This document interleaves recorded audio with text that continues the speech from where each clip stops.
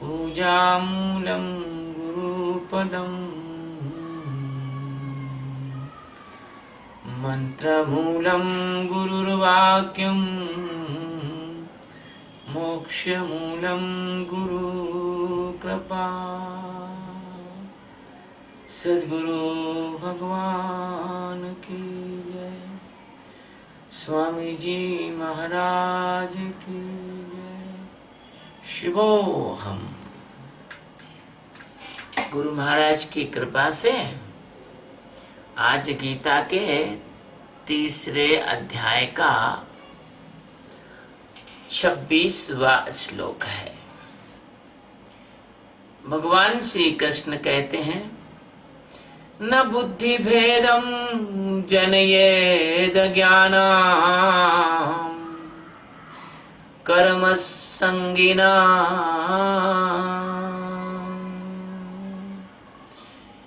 जोषयेत् सर्वकर्माणि विद्वान युक्त समाचरन्। संधि विच्छेद के अनुसार न बुद्धि भेदम जनियेद अज्ञानानां कर्म संगिनां जोषयेत सर्वकर्माणि विद्वान युक्तः समाचरन्। अर्थ यह है कि न यानी नहीं, बुद्धि भेदा यानी बुद्धि के भ्रम अर्थात कर्मों में अश्रद्धा, जनियत यानी उत्पन्न करता, अज्ञानाम यानी अज्ञानियों की, कर्म संगिनाम यानी शास्त्र भेद कर्मों में आसक्ति वाले, जोश येत यानी करवावे, सर्व कर्माणि यानी शास्त्र विहित कर्म, विद्वान यानी ज्ञानी पुरुष, युक्त यानी परमात्मा के स्वरूप में अटल स्थित हुए, समाचरण यानी भली भांति करता हुआ। इसका शाब्दिक अर्थ है कि परमात्मा के स्वरूप में अटल स्थित हुए ज्ञानी पुरुष को चाहिए कि वह शास्त्र विहित कर्मों में आसक्ति वाले अज्ञानियों की बुद्धि में भ्रम अर्थात कर्मों में अश्रद्धा उत्पन्न ना करे, किंतु स्वयं शास्त्र विहित समस्त कर्म भली भांति करता हुआ उनसे वैसे ही करवावे। ये तो है गीता प्रेस गोरखपुर का अर्थ। गीता प्रेस गोरखपुर का जो अर्थ है उसमें ब्रह्मवेत्ताओं ने नहीं लिखा है उसको। सद्गुरु सच्चिदानंद परमात्मा श्री कृष्ण भगवान जो कि अनंत कोटि ब्रह्मांड के नायक हैं और करुणा वर्णालय हैं, उनके प्रेम और उनकी करुणा का कुछ पारावार नहीं है। वो अर्जुन को लोकाचार की शिक्षा भी साथ साथ दे रहे हैं। जैसा कि पहले वाले श्लोक में आया है, 25वें श्लोक में आया है कि भगवान ने विद्वान शब्द जो है वो ज्ञानी के लिए उपयोग किया है, जिसको स्वरूप का बोध हो गया हो, जो व्यक्ति अपने आत्म स्वरूप को जान गया हो, ऐसे व्यक्ति के लिए भगवान ने यहाँ पर विद्वान शब्द का उपयोग किया है।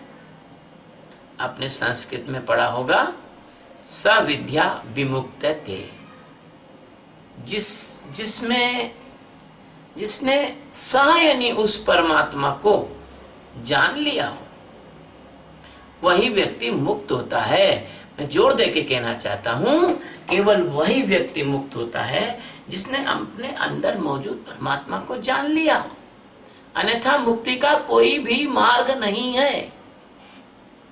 बिना परमात्मा को जाने कोई मुक्त हो नहीं सकता। हो सकता है कि वह परम भक्त हो जाए तो उसको अच्छे दिव्य लोकों की प्राप्ति हो जाए, वैकुंठ मिल जाए, स्वर्ग मिल जाए, सिद्ध लोक मिल जाए, बुद्ध लोक मिल जाए, ध्रुव लोक मिल जाए, लेकिन वो मुक्त वही होगा, परमात्मा के स्वरूप में विलीन वही होगा जिसने अपने अंदर मौजूद परमात्मा को जाना है।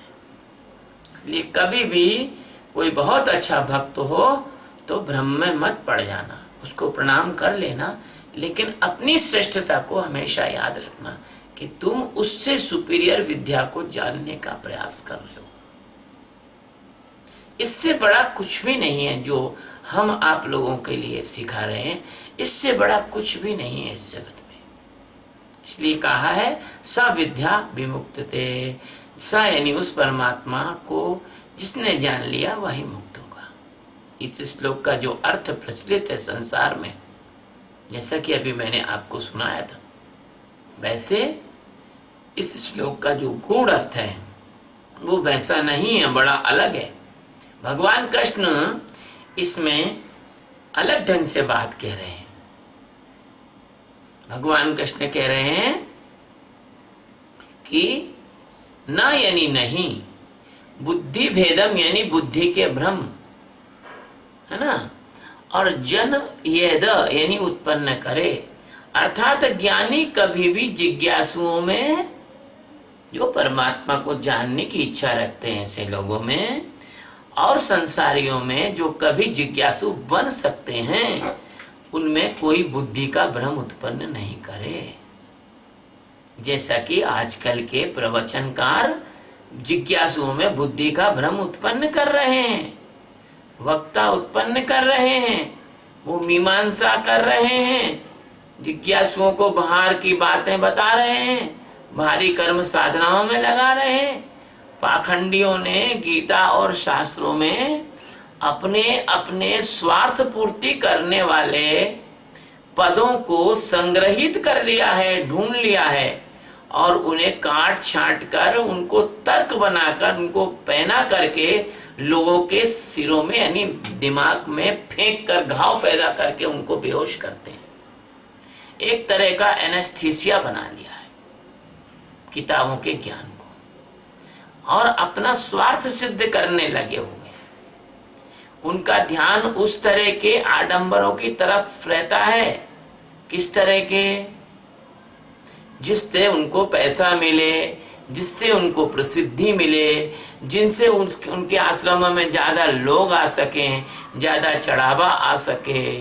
ढोंगी सदा वही करते हैं जिसे आमजन पसंद करते हैं। ज्ञानी की बात आपको पसंद नहीं आएगी, क्योंकि ज्ञानी सत्य बोलता है, और सत्य आपसे मेल नहीं करता, क्योंकि आप सत्य में जी नहीं रहे हैं, आप अज्ञान में, असत्य में जी रहे हैं। इसलिए ज्ञानी की बात आपको कम पसंद आती है, पसंद केवल जिज्ञासु को आती है। भले ही ये ढोंगी लोग झूठ का सहारा ले लेंगे, तो लेते ही हैं। जैसे अज्ञानी को, जो अज्ञानी होता है, संसारी होता है, उसका ध्यान आमदनी की तरफ रहता है, वो सोचता है कैसे ज्यादा पैसे कमाऊं। ऐसे ये तथाकथित साधु संत महंत और आश्रम बनाने वाले, व्यवसाय करने वाले जो लोग हैं, इनका ध्यान ये रहता है कि आश्रम में हम किस प्रकार की सजावट करें, किस प्रकार के गीत चलाएं, किस प्रकार के अकोमोडेशन बनाएं, ताकि बाहर के विदेशी लोग भी और यहाँ के लोग भी, भोले भाले भगवान के प्रेमी लोग भी, और वो नाचा कूदी और वो संगीत इत्यादि और वो शोभा आडंबर और आश्रम का टिमटाम देखकर आकर्षित होकर उसमें फंस जाएं। आपने कभी सुना होगा, एक ड्रोसेरा होता है सनाड्यू, वो कीड़े, और एक होता है पिचर प्लांट। उसका जो माउथ रहता है, उसका जो मुंह रहता है, उस मुंह में बड़ी रंगीन और चटकीले रंग होते हैं, और वहीं रहती हैं एडेसिव ग्लैंड्स, चिपकाने वाली ग्रंथियां।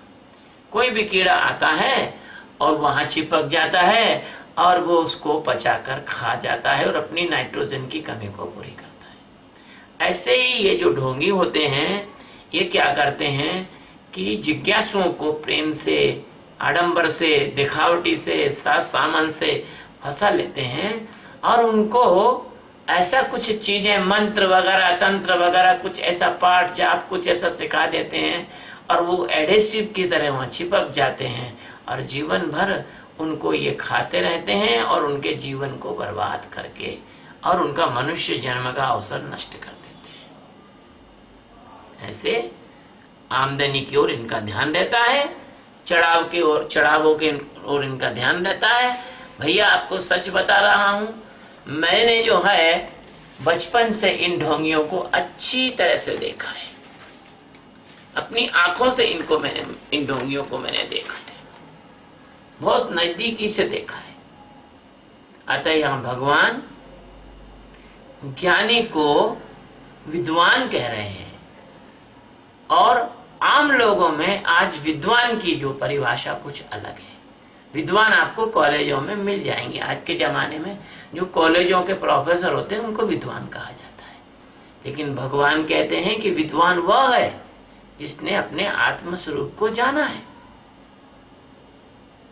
और आम आदमी, जो आम व्यक्ति जो है, जिज्ञासु है, धर्म प्रेमी है, समाज को इन धार्मिक शोषकों से बचाने के लिए, इनके जाल से मुक्त कराने के लिए, और ज्ञानी को क्या करना चाहिए? सत्य साधना पद्धति का उद्घोष करना चाहिए, प्रतिपादन करना चाहिए, और लोगों के सामने एक कंपैरेटिव मेथड रखना चाहिए। असत्य का निर्णय कर सकें लोग, असत्य का खंडन करना चाहिए ज्ञानी को। इसमें किसी की बुराई नहीं है। यदि ज्ञानी असत्य का खंडन नहीं करेगा तो पूरा समाज पथ भ्रष्ट होकर गलत दिशा में चला जाएगा। तथा उन तर्कों, सिद्धांतों और कर्म साधनाओं का ज्ञानी को प्रचार करना चाहिए जो कि मनुष्य को समता की ओर ले जाते हैं, जिससे अज्ञानियों के चित्त में बुद्धि भेद उत्पन्न नहीं होता। मतलब यह है कि कर्मों के प्रति उनकी बुद्धि भ्रमित नहीं होती। जो लोग अज्ञान के कारण, अज्ञान के द्वारा जनित आसक्ति में फंसे हुए, उनको आसक्ति से निकालकर, आसक्ति एक अशांति है, अनप्लीजेंट कंडीशन है, इस आसक्ति में फंसी हुई ऊर्जा को निकालकर प्रेम की ऊर्जा में बदला जा सकता है। जब यही प्रेमासक्ति अपने अंदर मौजूद अस्तित्व को जानने के लिए, आत्म स्वरूप का साक्षात्कार करने के लिए लग जाएगी, तो दृष्टि दिनों दिन पैनी यानी माइक्रो होती चली जाएगी। और सद्गुरु अर्थात ज्ञानी विद्वान जिज्ञासुओं से वही कराता है जो कि उनको आत्म स्वरूप में जगाने के लिए सहायक होता है। जबकि जो पाखंडी लोग होते हैं वो भोले भाले जिज्ञासुओं को अपनी दुकानदारी में फंसाकर जीवन बर्बाद करके उनकी श्रद्धा, उनका धन, उनका समय, उनकी अपॉर्चुनिटी को लूट लेते हैं। भगवान रामचरितमानस में तुलसीदास को माध्यम बना के कहते हैं कि हरई शिष्य धन शोक न हरही, ते गुरु अवसी नरक मह परही। जो अपने शिष्यों की दक्षिणा ले लेते हैं, धन तो ले लेते हैं, गुरु पूर्णिमा पे, दिवाली पर, दशहरे पर, रक्षाबंधन पर उनसे अच्छी अच्छी दक्षिणाएं लेते हैं, लेकिन उनके अंदर का जो दुख है, माया से उत्पन्न उनके अंदर का जो अज्ञान है, उसको नहीं नष्ट करते, उसको नहीं लेते। उनको ऐसे जो गुरु होते हैं वो सीधे नरक में जाते हैं, यानी जन्म मरण में जाते हैं, क्योंकि वो गुरु तो होते ही नहीं है, वो गुरु नहीं अगुरु हैं। इसलिए प्यारे बच्चों, ये बहुत सूक्ष्म विषय है कि धर्म क्या है। ये धर्म क्या है, इसको जरा समझो कि धर्म क्या है।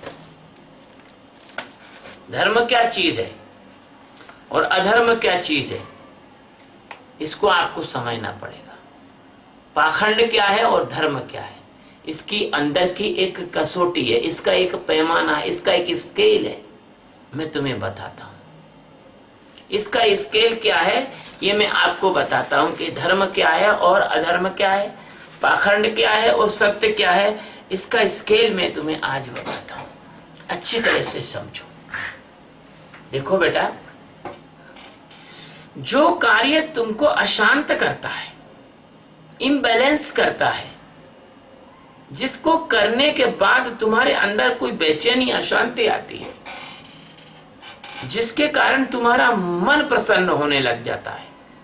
देखना, मन प्रसन्न होना मतलब मन को अच्छा लगना, यानी मन यानी माया, और जिसके कारण तुम्हारी इंद्रियों में वासना बढ़ती है, भूख बढ़ती है, इच्छाएं बढ़ती हैं कि ये ले लूं, वो कर लूं, वो कर लूं, जिसके कारण तुम्हारा कर्तापना मजबूत होता है। तुम्हें अंदर से लगता है कि नहीं, मैंने किया है, मैंने इतने मंत्र जपे हैं, मैंने इतने व्रत किए हैं, मैंने इतने तीर्थ किए हैं, मैंने इतना ध्यान किया है। ऐसा तुम्हें जो करने से तुम्हारे कर्तापने को मजबूत करता है और तुम्हारी चेतना को बाहर की तरफ ढकेल देता है। तुम्हारी ऊर्जा बाहर की तरफ जाने लग जाती है और तुम्हारी ऊर्जा निम्न चक्रों में जाती है। जैसे कि तुम्हारी ऊर्जा मूलाधार चक्र में चली जाती है, स्वादिष्ठान में चली जाती है, मणिपूरक में चली जाती है। मूलाधार में जाती है, तुमको काम उत्पन्न होता है। स्वादिष्ठान में जाती है, तुम्हारे अच्छी अच्छी चीजें पीने की इच्छा होने लग जाती है। मणिपूरक में तुम्हारी ऊर्जा जाती है, तुमको अच्छा भोजन चाहिए। तो इस प्रकार से यदि तुम्हारी ऊर्जा निम्न चक्रों की ओर जाती है और तुम्हारा दृष्टा साक्षी टूटता है, जो सदगुरु तुमको दृष्टा सिखाते हैं, साक्षी सिखाते हैं, तो वो टूटता है और तुम्हारी ध्यान अवस्था टूटती है। तो ऐसी इंद्रियों द्वारा उत्पन्न, मन द्वारा उत्पन्न, बुद्धि द्वारा उत्पन्न, चित्त द्वारा उत्पन्न, इंद्रियगत, मनोगत, बुद्धिगत, चित्तगत ऐसी तुम्हारी साधनाएं जो हैं, ये जो मन के द्वारा, बुद्धि के द्वारा, चित्त के द्वारा, इंद्रियों के द्वारा की जाती हैं, ऐसी जो तुम्हारी साधना है, करने वाली साधना, कराने वाली साधना, ये सब पाखंड है, ये सब अधर्म है, ये सब मिथ्या है। क्योंकि ये साधनाएं आत्म स्वरूप का साक्षात्कार नहीं कराती, नहीं कराती, नहीं कराती। अब ये तो हो गया पाखंड। क्या है अब अच्छी साधना क्या है?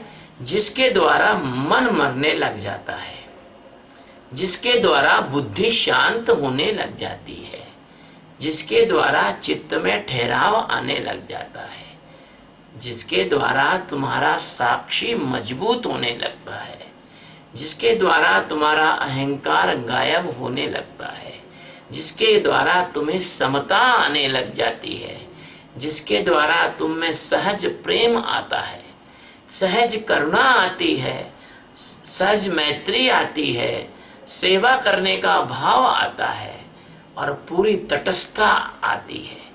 मतलब ऐसा नहीं कि किसी की सेवा कर रहे हो तो तुम उससे आसक्त हो गए, मोहित हो गए, ऐसा नहीं, पूरी तटस्थता आती है।